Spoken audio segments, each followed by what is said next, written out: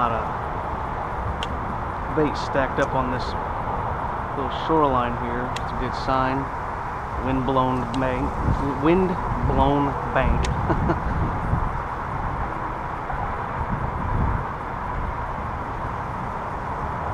There we go. Little bass. Yep. Exactly what I thought. There's some trees out here, and this little guy nailed it. Now the fun part is getting this out without getting treble hooks in your fingers. These are very, very sharp treble hooks.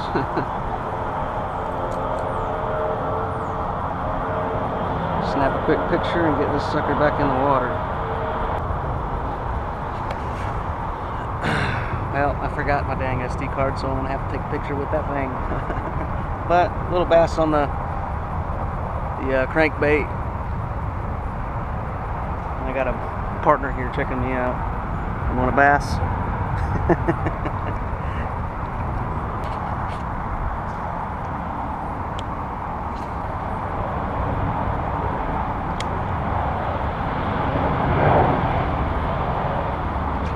There we go. Ooh, yeah. Yep. Took it right as soon as it hit the branch. Little jump and he's off. Not a bad little bass. So take you off my head here. That's what I'm using. Kevin Van Dam crankbait. And it'll do about 4 to 6 feet.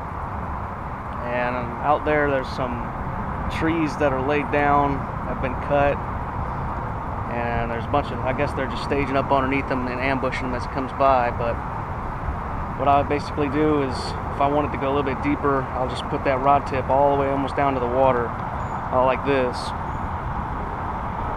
and I'll burn it.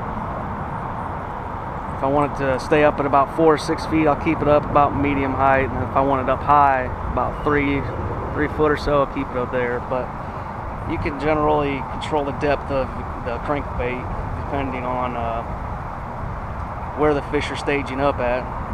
So right now, I'm guessing they're about 4 to 6 foot of water. So we'll keep at it, see if I can't catch another one.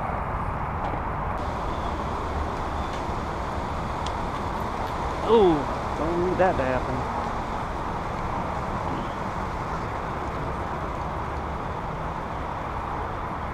Close quarters fishing. Almost sent my G Loomis in the water. That would have been a bad day for me.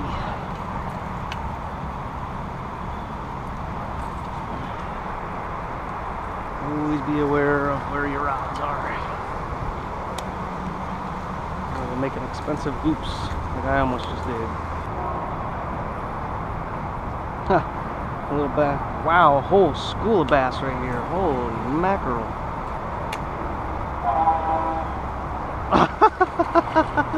Wow, I caught 2 fish on the same lure. Unbelievable. Unbelievable. Look at that. That is awesome. 2 bass on the same lure. They were hungry. Yeah, they followed it all the way to the shore, and that's what happened. Oh, I gotta get a picture of this. There's bass number 1. And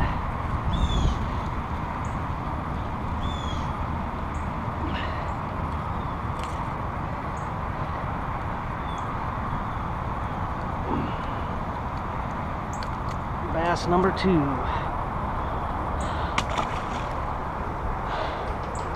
Well, that's something that doesn't happen every day.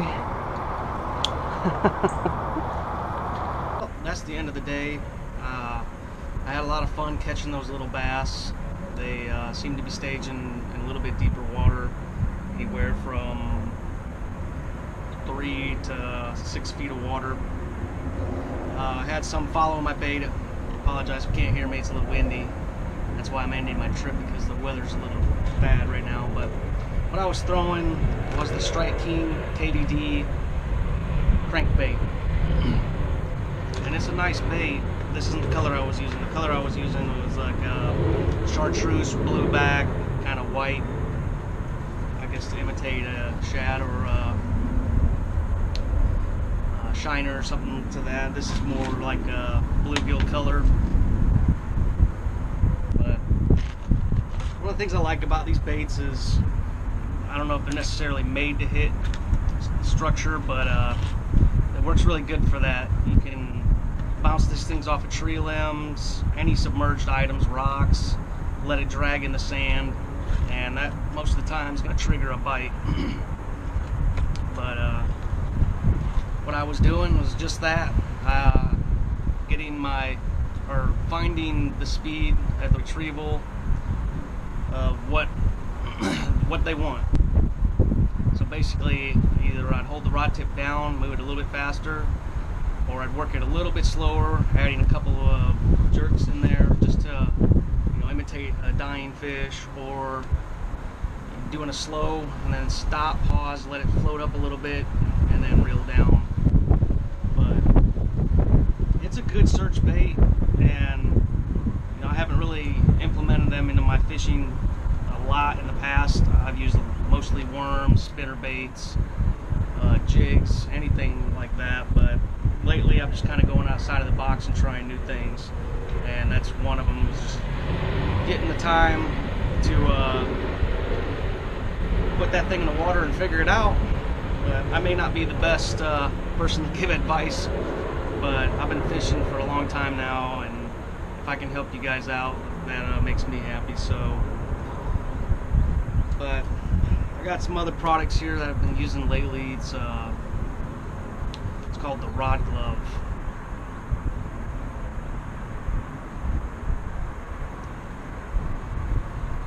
And I think it's an awesome product. It keeps your eyes from getting tangled on each other, or possibly bending them, or just getting them caught on anything. It's easier to pull in and out of your truck or in a vehicle, and I think they just look cool too. They're not that expensive. I think they're like $7.99 on their website, which is the Rod Glove. It should say up here. Yeah, the rodglove.com. I'll put it down in the description. But this was the other rig I was using, the G-Loomis E6X with the Okuma Helos on it, and I was just using a regular old worm, the Zoom, not sure what color that is, I think that's pumpkin, and that chartreuse tail, they just absolutely annihilated. I had a couple of hits on it, but they were more interested in that that crankbait. And here's the Rod Glove on my new rod. I haven't really had a lot of time with this, but I like it. It's a cheap combo. I think I paid like 80 bucks, actually less than that. I had some Dick's Sporting Goods coupons, and I like it just for coming out to ponds like this and hitting the canals, trying to catch some peacock bass, typically anything that'll bite. But there's the other Rod Glove I just received. It's the bait casting model, and that's platinum, I think. But I think it adds that little bit of cool extra cool factor to it. Plus it protects your rods. I like to keep my stuff protected. But that's basically it. And I'm gonna try to do a little bit more fishing here. Next week I'll be going to Canada, so I don't know if I'll be getting any more fishing videos up, but I'll try to get them out there for you guys to see some more of my adventures. And as always, thanks for watching, guys, and if you have any questions, don't hesitate to ask, if you can hear me with this crazy wind. But you watch my videos, or you sit back and watch them, don't hesitate to ask me any kind of question. I'll do my best to answer them. I'm no professional. I'm not a sponsored fisherman. I'm just a weekend angler and a guy who loves to fish. But anyhow, like and subscribe, and I'll see you guys on the next video. Thanks for watching.